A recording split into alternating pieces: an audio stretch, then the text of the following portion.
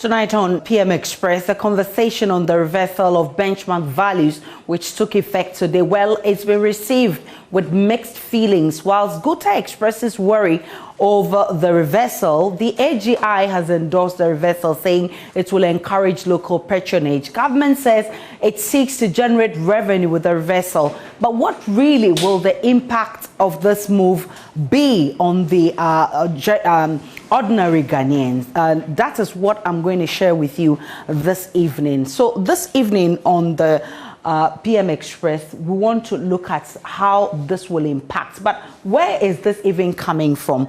Removal of discount of on benchmark value. Government has given a policy directive on the reversal of the benchmark value on imports to take effect today. Now, this will affect values of imports on 43 selected items. These items include pharmaceutical, vehicles. A lot of the items will be affected, and I'll share with you the items that will be affected. If you look at these items, they include, and the people who will be affected, the vehicle importers and what have you. So you see cement, you see rice and sugar, you see pharmaceutical products, you see vehicles, palm oil, toilet paper, mosquito coils, poultry and others.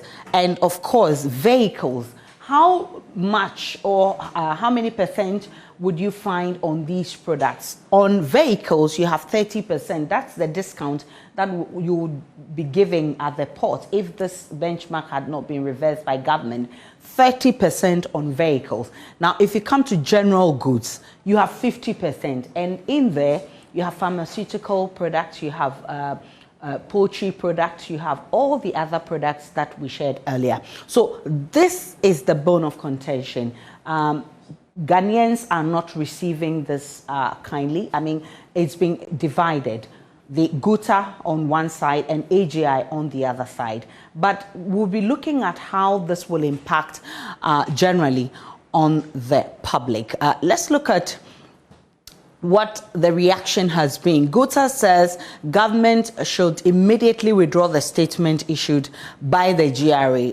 And it says that because it feels it will have an impact on the ordinary Ghanaian, government should rethink this directive. Guta says businesses are already under serious distress due to COVID-19, which has caused well commodity and freight charges to skyrocket. And therefore, this particular move will not augur well for businesses and the ordinary Ghanaian as well. AGI has welcomed the benchmark values reversal. It says it will serve as a boost for producers in the local market. But this particular one has been also challenged, whether the local manufacturers have what it takes to meet the demands of the people. Well, we'll be finding out if they really have what it takes to meet our demands as a country. Now, government in 2019 introduced the benchmark policy with the World Customs Organization's policy of regular review of valuation database.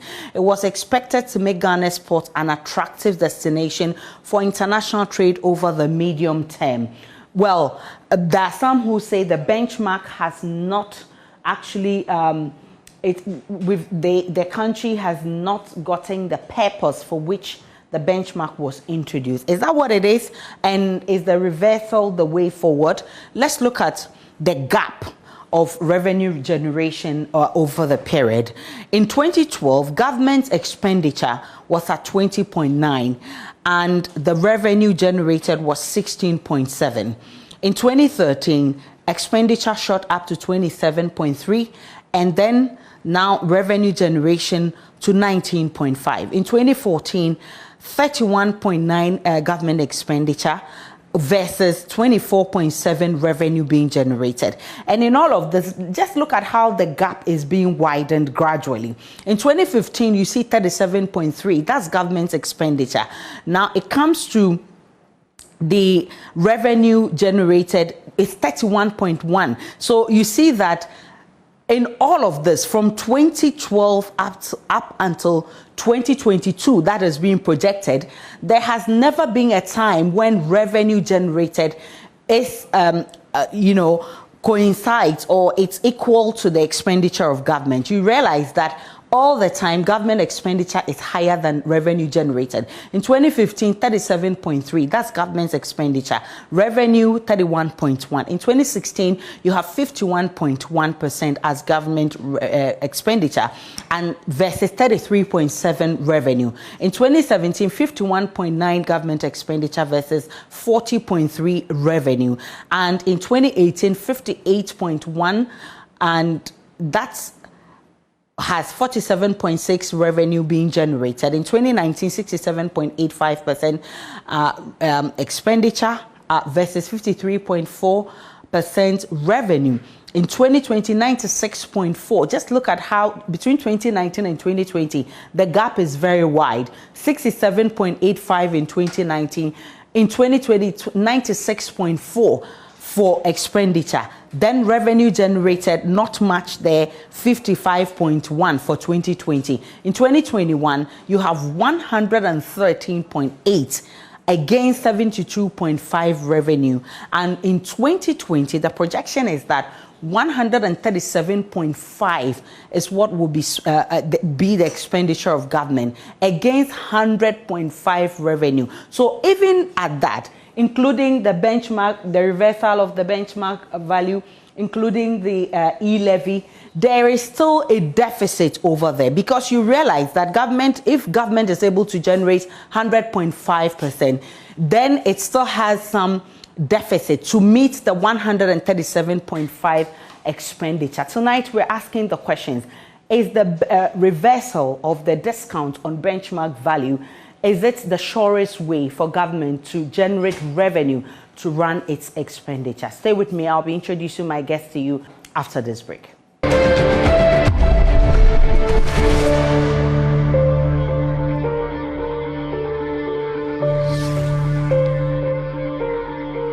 My guest for discussion tonight, Dr. Humphrey K. Ayim Dake. He's president-elect of the Association of Ghana Industries. I'm grateful for your time. My pleasure. This evening, Doc. And also joining for this discussion is Dr. Patrick Opoku-Esuming. He's economist and senior lecturer at the Department of Finance, University of Ghana Business School. Doc, good to have you. Hello, Doc. Good evening to viewers. Right. Edward Kariwe is General Secretary of the General Agricultural Workers Union. He also joins us. I'm grateful for your time, Edward Kariwe.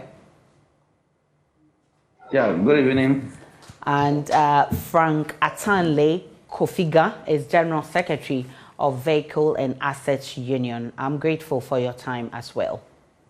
Thank you for having me, and good evening to the viewers. Right. Let's start with you, Dr. Esuming, for a breakdown of what the reversal of the discount on benchmark values means.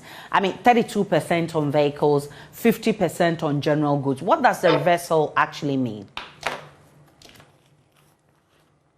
Thank you. So it means that the discounts that have been enjoyed since sometime in 2019 are going to go away. That means importers will be paying more in terms of import duties. So ultimately, I think that will mean that prices for the affected items, the 43 or so items, are expected to go up. Now, Guta says government shouldn't have bundled all 42 items, but should have rather started with at least 2 or 3 on pilot basis and then progress gradually. What do you make of this suggestion, Doc? So we have to think about what the objective of government is. It appears that this is driven a lot more by revenue considerations. And when that happens, you wouldn't expect that the government will be that gradual and do it one by one. But, I think we need to understand that we have to have some other broader objectives apart from just raising revenue, because if you look at the economy as a whole, we have become generally a country that trades, and a lot of what we are trading is what we have imported. Obviously, as a country, we can't progress simply by buying and selling what others have produced. So from that count, you can understand why maybe the government should focus a little bit more on removing the benchmarks for goods and goods that we can produce locally. And then, allowing the benchmark values to stay for those that are imported inputs that we will use to feed our domestic industries. So from that count, but I think Guta's argument is slightly different. They, as a trading body, they want to protect mostly their market.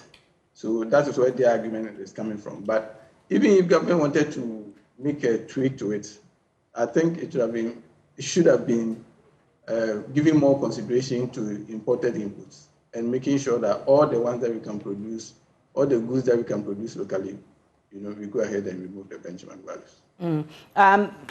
Dr. Ayim is here, Doc.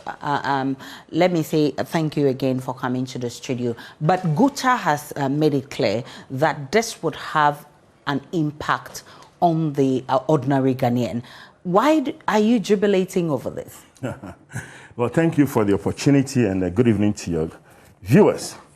I guess the AGI position ever since 2019 has been consistent. Our position has clearly been that the benchmark policy was a misalignment onto the economic model that the government had promised and had articulated in various platforms, including the famous One District, One Factory, and other related industrialization model. Okay. Our position is the benchmark policy, it's dislocating the economic model. That is item number one. Our position has never been the case that the policy is a revenue generation policy or tool. And I realized that even the earlier speaker, the economist, made the same allusion that the priority of this policy is a revenue generation model. 43 products out of over 4,000 products that are imported into the country may not be the primary objective of revenue mobilization. Okay. We are repeating that the policy dislocated the industrialization agenda that had been promised by the government. Okay. And therefore, ever since 2019, we have conducted significant research, advised government that this said policy is anti-industrialization. And our reason is simple. And I'll give you a clear example. Let me take the value chain of rice production from Sandama, way in the north, or from Aveime, way in the Volta region, to the final consumer in Agbogbloshi or somewhere in East Legon. When you look at each value chain, there's significant input that generates job, that creates taxes, that creates various socio-economic benefits to the value chain, as against an importer. Example, and you have all manner of rice brands in town that you could name, who imports X percentage or tonnage of rice through the port. And his argument is that by virtue of the benchmark value, I have a marginal increment in the importation as a result of freight charges and other related charges, and therefore the developmental agenda of the country should be thrown to the dogs so as I will benefit against the value chain from Sandama to Agbogbloshi. And we said no. For industrialization to thrive, the policy should be in tandem. And I give you another example. Government, under the Plenty for Food and Jobs, has invested so much billions into the fertilizer subsidization, creating a lot of jobs for all manner of persons in the value chain. That is structural transformation for a country to succeed. Okay. And therefore, if you bring a benchmark value, that therefore slashes the final product and it becomes cheaper than all that value chain and the job creation related items, then where is the country going? Revenue generation is a secondary matter. Okay. So if you get the model correct, all other subsequent gains will come. And this has been the argument of AGI. And if government upholds this, That is the essence of governance, to create significant wealth for your people who can work here, not imported inflation, not necessarily creating jobs for companies in Thailand as against in Ghana. That is our statement. Right. Let me just ask this of you, Dr. The economist. In fact, I've heard a lot of people say that the benchmark value has not even yielded its intended purpose. Today, we're being told that it has dislocated the economy. Is that what has happened? Well, the benchmark value has definitely not been consistent with other policy measures of government. I think you can't pursue a policy of industrialization and say you are also going to reduce the value of or the import duties on competing items.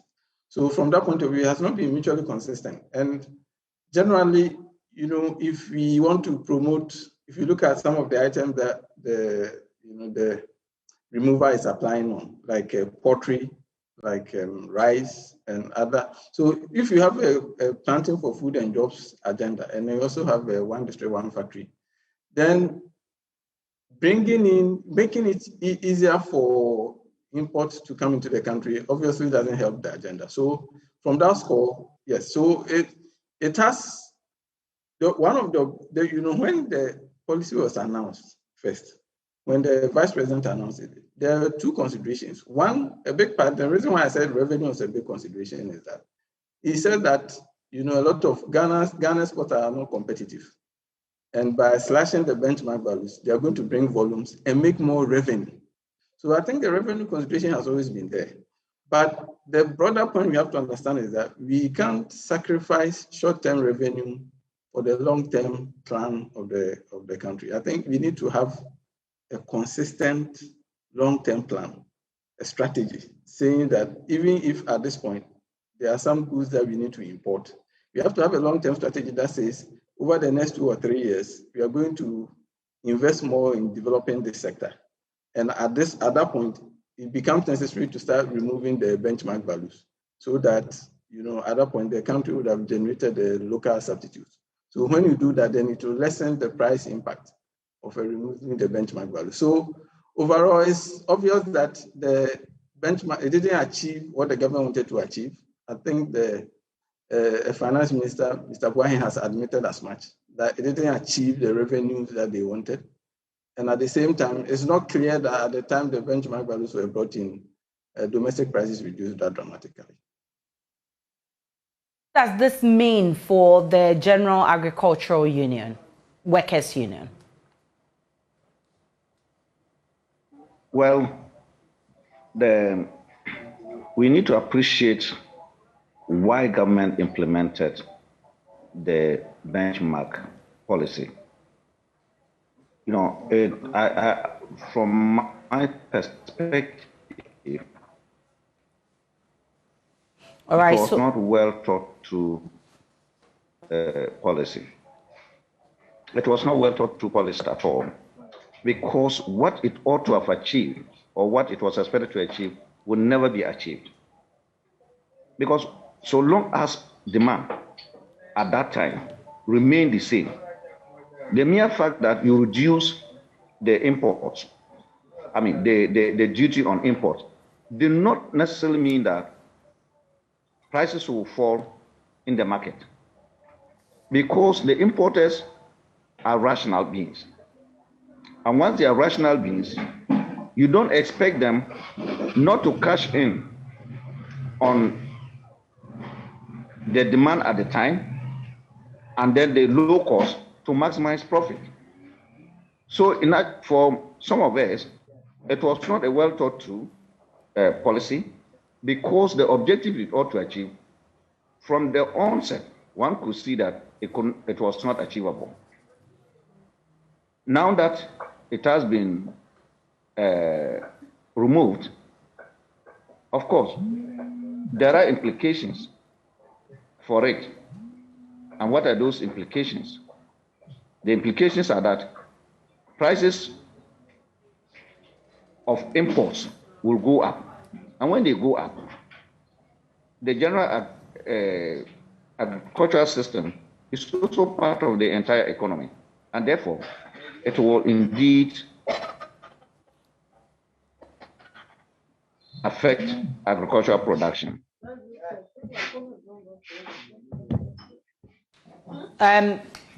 Do we have Frank Atanle there? Yeah. Yes, Frank. So you represent the Vehicle and Asset Union. How is your union receiving this news? Honestly, waking up to this is quite surprising. To us, it's very unfair. Without missing words, I can say it's a very treacherous and a wicked policy, because I was listening to Dr. Daka talking about misaligning the economic model and then dislocating and all that. The question I want to ask is, when we talk about industrialization, we are looking at empowering the local market or the local industries to grow. Do we manufacture vehicles in Ghana? If the government is looking at scrapping the 30% benchmark or bringing it back, the question I want to ask, to what good would that be? How will it help industrialization in terms of the automobile market? And how will government rake in the revenue desired to help that sector? Now, if you look at the automotive policy that brought in various brands from Europe to start assembling plants, government says that there's a need to boost investor confidence. The reason tax holidays were given, you have all these vehicles and imports coming in with no duty. They clearly pay no duty. They come in, sell these vehicles at high prices, and at the end of the day, they repatriate their profits. The Vehicle and Asset Dealers Union contributes 90% to the total import of vehicles that come into this country. Those into the brand new sector contribute only 10%. So majority of the revenue that comes in through these exit ports from the automobile sector is from the Vehicle and Asset Dealers Union and our members scattered across the country. So if we wake up one morning after Christmas holidays and government says that the implementation of such a policy takes effect immediately, the question we are asking is, in this era of COVID, where patronage has been low before, during, and after the holidays, is it the right time for government to roll out such a policy? We've had a lot of stakeholder engagements with the ministry and all that. And I beg to differ from the conversation of industrialization and all that. The situation right now, as it stands, is that it's not going to help. It's not going to help us. Other countries are giving incentives and measures to industry and small scale and medium scale enterprises to thrive. But what are we seeing? We are seeing a full-blown 30% and 50% respectively being reintroduced. A policy that government considered as good, prudent, to help the local economy, or the local dealers, if I would say. The question is, was it a well-thought-out plan, a well-thought-out policy? And how can this help? Because if you ask me, I will tell you that the same business that the manufacturers or the assemblers are doing is the same business we are also doing. So why do you enrich them at our disadvantage? Why do we pay budget cash? You go to the port, you pay cash at the port. When they bring their vehicles in, the abandoned warehouse, put the vehicles there, they park the vehicles there. As at when people go to the showroom to buy, they pay the duties. So what are you supposed to give us incentives that will rather allow you to rake in more revenue? But what do we see? 30%? Now, the increment in 30% is not going to help as neither will it help the normal consumer. We are not talking about the businessman here or businesswoman here. We are looking at the Ghanaians who have spoken strongly against the decision or the policy that is coming to disadvantage us. So the new government has to sit down and be sensitive and listen to what we are talking about and how this is going to affect us negatively. Mr. Kofiga, government has explained that it needs this revenue to actually run its expenditure. Isn't it enough genuine reason for you to agree with government? It's a very genuine reason to agree with government.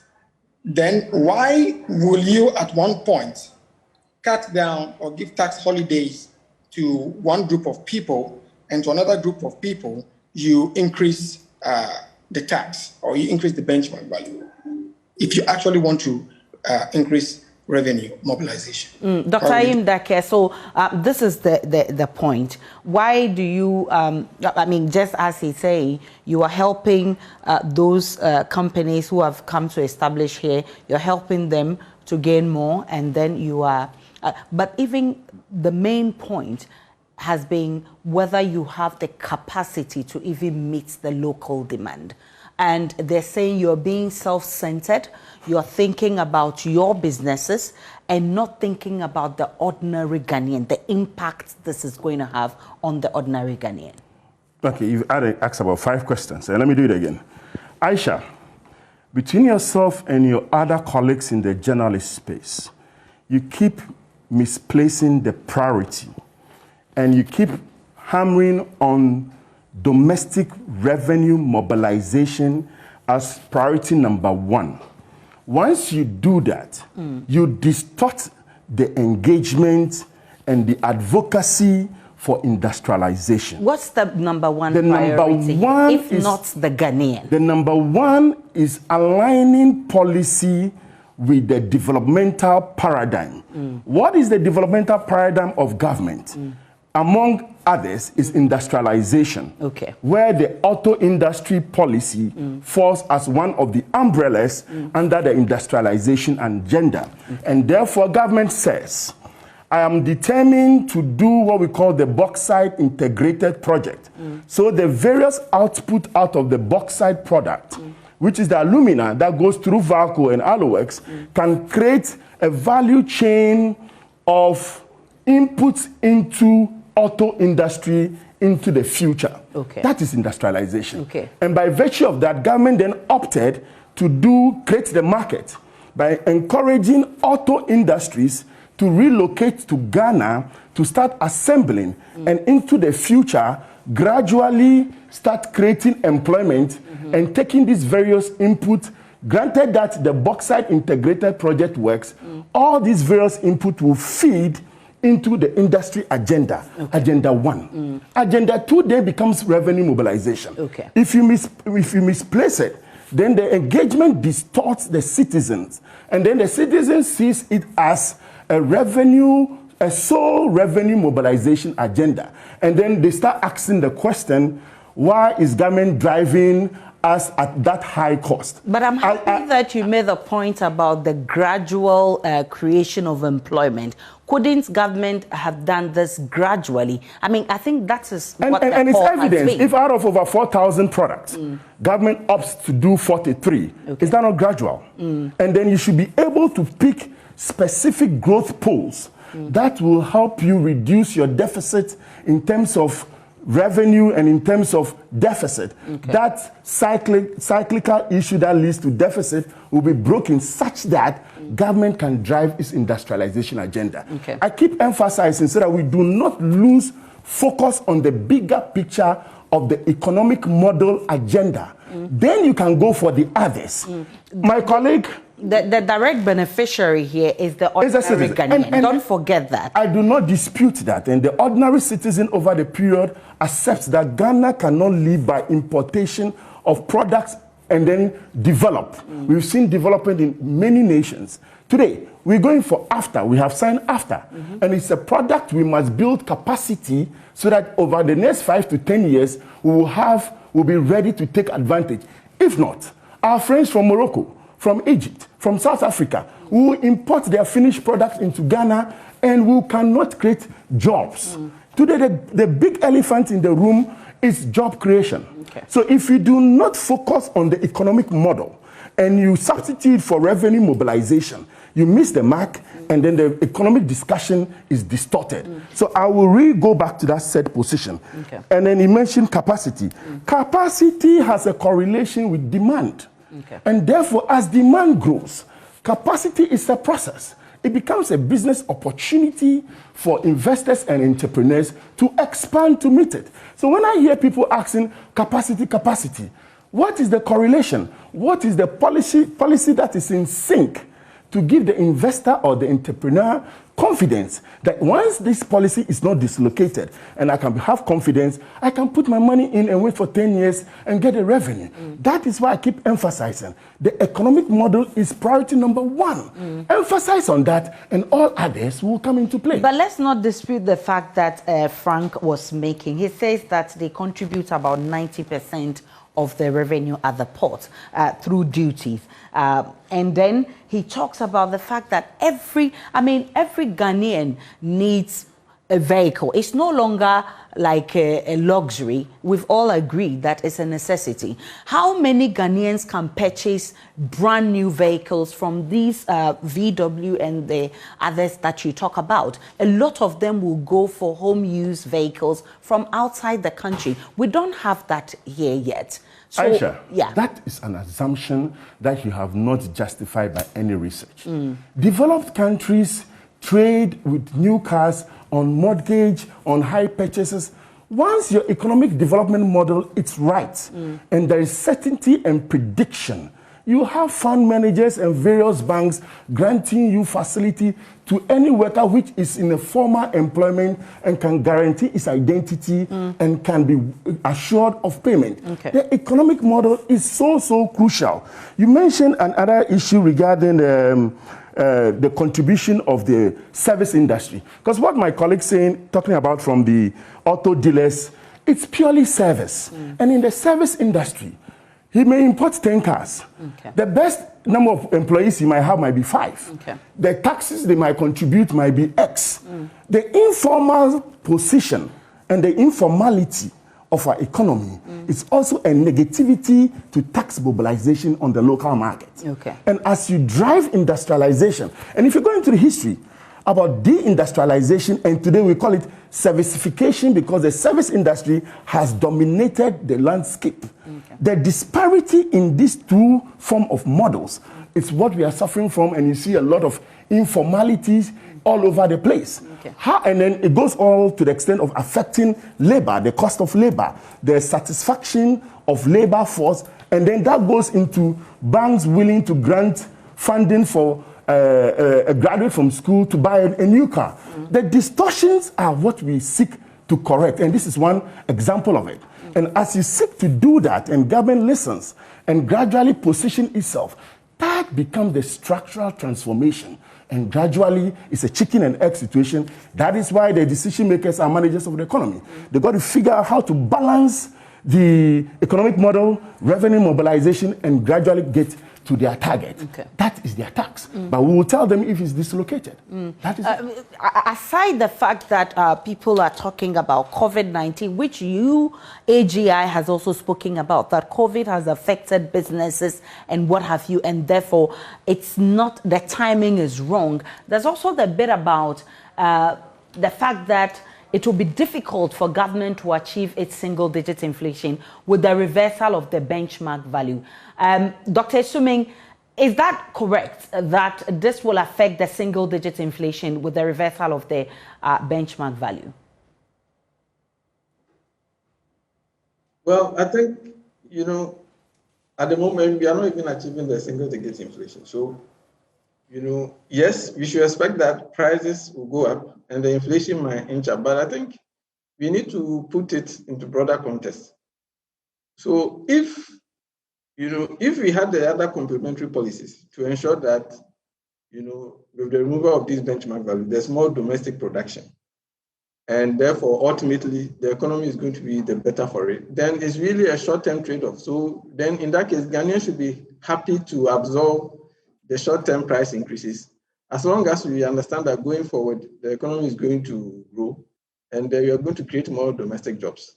One of the difficulties that the government has struggled with, and I think because it struggled with the communication, and the reason why a lot of Ghanaians are kicking up against it is that if you take in the auto industry, for instance, if we had carefully designed such that we are linking the domestic mechanics service industry to what is being produced, then you are going to generate a whole mass of stakeholders who are directly connected to the policy. So they will understand that this is not just about raising more revenue at the port, but people are directly impacted because they know that now, even though we are building an automotive industry, it is not just bringing in a few well-known manufacturers, but we are connecting it to the domestic sector. Because let's face it, even though we are bringing these people to come and assemble cars here, the number of people that they will employ is nothing compared to the number of mechanics and other service providers who are employed by the wider automotive sector. So if we have made a deliberate attempt to interconnect and to ensure that the domestic service providers in the automotive industry, they knew the extent to which this policy is going to directly impact them. Then when you bring this benchmark value reduction, they don't see it as something to try and take away their jobs. And then we wouldn't see a lot of the backlash that we are currently seeing. So it's really come down to what is the policy, what is the strategy, what is the long-term strategy? So because benchmark values don't sit in isolation, it has to sit together with the broader strategy that the government has taken the economy forward. We'll take a break on PM Express. When we return, we'll be looking at the COVID-19 situation and whether the timing is right. Again, among the items that will be reversed, which the benchmark will be reversed on, pharmaceutical products. What does this mean for the general well-being of the people? Plus, can government do without the reversal? We'll be finding out shortly after this break. Stay with us.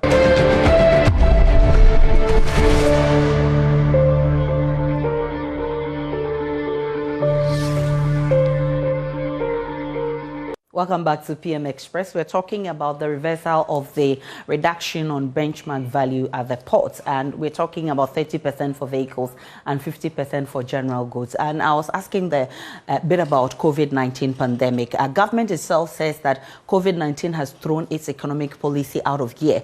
Businesses have complained that they are facing a lot of challenges because of COVID-19. The ordinary Ghanaian, including me, is complaining that we've not had increases in salaries. We've had issues because of COVID-19. Some people have lost their jobs. Is it timely for government to just wake up and say, we are reducing this? And if you look at the 50% on the general goods, it includes pharmaceuticals.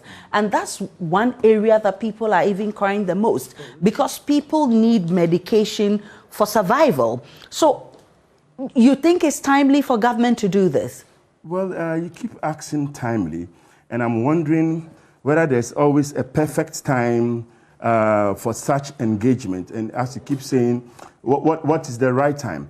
The right time is up to the decision makers to gauge an economic environment and see whether the said economic environment is right to take a particular policy so as it encourages the developmental paradigm that they have. Okay. I cannot determine the time. People can make all manner of argument regarding the timeliness. However, in 2019, when the policy was introduced, the two critical items that triggered this was one.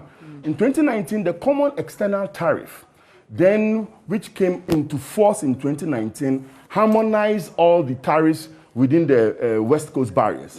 And Guta then make a strong case that it is cheaper for them to dump their goods in Togo or Ivory Coast and bring it in. The other trigger was the exchange rate. And bear in mind, CFA had stability in terms of its exchange rate over the years. And the city had a fluctuating position in 2019. That was one of the triggers that urged Guta and its associates to make a number of engagements to government. As much as we did a counter, government felt that the badge to that of the gutta pressure. But time has vindicated us that that wasn't the best of policies. So in the issue of timing, I cannot sit to determine timing, but a manager of an economy who sees all the dynamics. Because bear in mind, we have a lot of price increase and price, swings with the crude and petroleum prices. That alone is triggering the inflationary figures. The consumer price index today, which informs the inflation figures, is going up. And the monetary policy from the Bank of Ghana is deploying monetary policy tools to tame the, the liquidity position of the country, as well as the policy rate and the exchange rate. Okay. That alone becomes another dynamics that affects liquidity position, and therefore people could cry that the last quarter has been tight because government has a target to meet. When you look at the bigger basket of events playing out with COVID distorting the value chain and the supply chain, then it becomes a job of a good manager to look at it and see what is good for it. Food then becomes a necessity, and the food in the inflation basket is always higher, and then construction follows. What will the decision makers make? They look at the basket and look at which is most significant. How do I tame it? Balance it with my economic model as well as my revenue generation model to still stay focused and stabilize the system. The system will be stabilized.